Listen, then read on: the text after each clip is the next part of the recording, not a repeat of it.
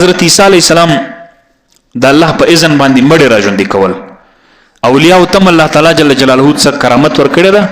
شیخ عبدالقادر جیلانی رحمه الله په باب کې مرضی انبیاء کې هم داسې پیغمبران وو چې الله جل جلاله معجزه ورته ورکړی و چې دا مړی راژوندي کول.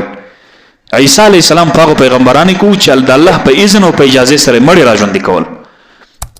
نو چې مړی یو مړی راژوندي کې قوم ورته ویل، بل مړی راژوندي کې قوم ورته، اخر قوم ورته ویل چې دا خو داسې مړی دي چې دا پرونه بل ورځ مړ سوی دي، دا ته راژوندی کوې.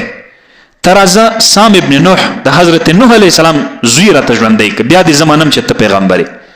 ول راځه عیسی علیه السلام 2 رکعته نفل وکړي، دعا یې وکړله، ولاړې د حضرت سام ابن نوح قبر ته ودرېدې و اخرج باذن الله، راوځه د الله په اذن سره. خاورې په ځان دوړولې راپورته سو د قبر، ژر او سر تک سپینو. خلکو پوښتنه ځینې وکړه چې دا د ژیرې سپینوالی او د سر سپینوالی خو د ابراهیم علیه السلام د بعد را شروع سوی ده. ابراهیم علیه السلام په ژیره کې سپین تار پیدا سو، دا سپین تار یې داسې ونیول، وایي دا څه شی ده یا الله؟ الله تعالی ورته ویل دا عزت ده، دا عزت ده. نو الله تعالی جل جلاله په وینا سره ابراهیم علیه السلام خوشحاله سو، یا الله پاکه دا عزت نورم راته ډیر که، دا عزت نورم راته زیات. نو سپینه ژیره چې دا د اسلام عزت ده. خو علما فرمایي چې د نبی علیه السلام خوښه هم دا وه چې تک سپینه ژیره هم نبی علیه السلام نه خوښاوه. نبی علیه السلام به ژیرې ته نکروزې ورکول، نبی علیه السلام به ژیرې ته نکروزې ورکول. نو کوشش چې دا وسي چې د سپینې ژیره دا واړول سي سره ته، نو دا ډیره بهتره ده. ورنه سپینه ژیره هم د اسلام عزت ده. دا مطلب د دې دی چې انسان خپل ژیره په اسلام کې سپین کې. نبی علیہ السلام حدیث دی چې الله جل جلاله حیا ځینې کوي چې کله دعا ځینې غواړي او دعا یې نه قبلوي.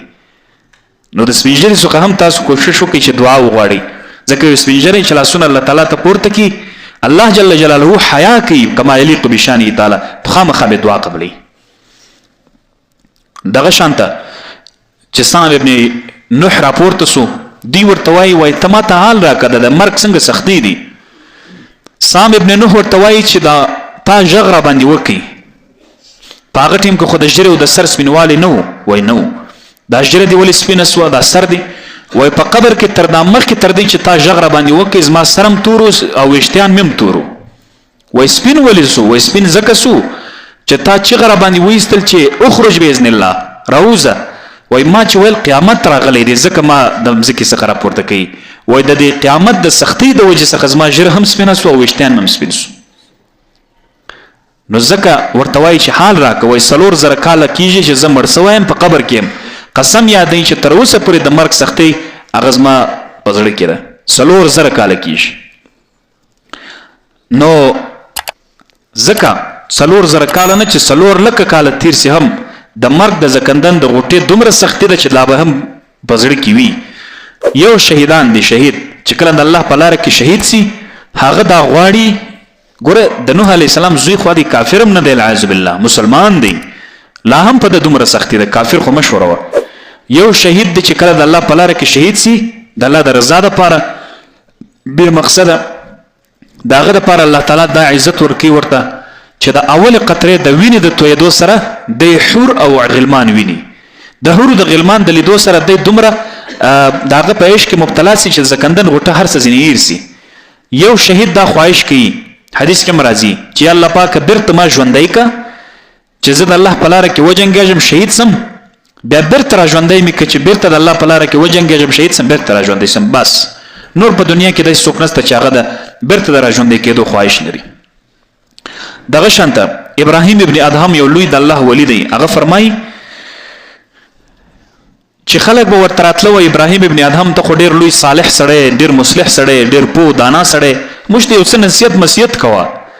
ابراهیم ابن ادهم ورته وایي چې انی مشغول ب4 اشیاء، په 4 څیزونو زه مصروف یم، که چیرې زه فارغ شوم نو ستاسې سره به زه لګیا سم. اول دا ده چې کله د میثاق په ټیم، یعنې هغه ټیم چې الله جل جلاله ټول انسانان د سرکي نیژې په شکل د آدم علیه السلام د ملا څخه یې وایستل، بیا یې خطاب ورته وکړي چې الستو بربکم، آیا زه ستاسو پروردګار یم که نه یم؟ نو الله جل جلاله بیا وفرمایل چې زه باک نه کوم چې کم څوک جنت ته ځي هغه جنت ته استوم، چې کم څوک جهنم ته روان هغه بیا جهنم کی. اوس زه نه پوهېږم چې زه په کومه فرقه او په کومه ډله کې یم، آیا په هغه ډله کې یم چې ما د الله الوهیت منلی که مې نه ده منلی؟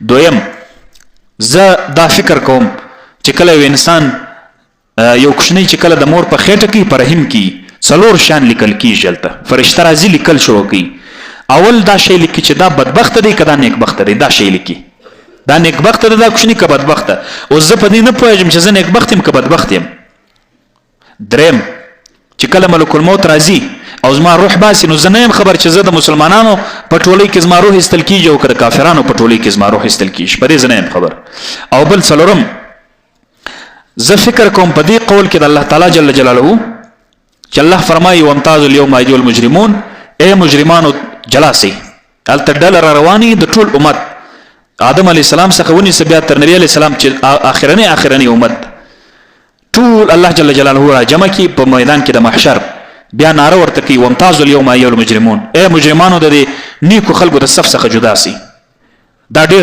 سختترین اواز نو وای په دغه ټیم کې زه نه پوهېږم چې زه د چا څخه یم دغه شانته علما فرمایي چې بهترین خلک هغه دي چې پنځه خصلتونه ورسره وي اول دا ده چې یکون علی عبادت ربه مقبلا د خپل پروردګار په عبادت باندې مخ اړونکی دویم یکون نفع للخلق ظاهرا د ګټه به خلکو ته رسیږي فایده او نفع به خلکو ته رسیږي دریم یکون الناس من شر امنین چې د لاسه څخه خلکو ته تاوان او نقصان نه رسیږي څلورم یکون عما فی ایدی الناس عائسا چې کوم څیز د خلکو په لاسونو کې دی دغه څخه ناامید سي او پنځم یکون للموت مستعدا چې دی ځان د مرګ لپاره مستعد بولی او ځان د مرګ لپاره آماده بولی الله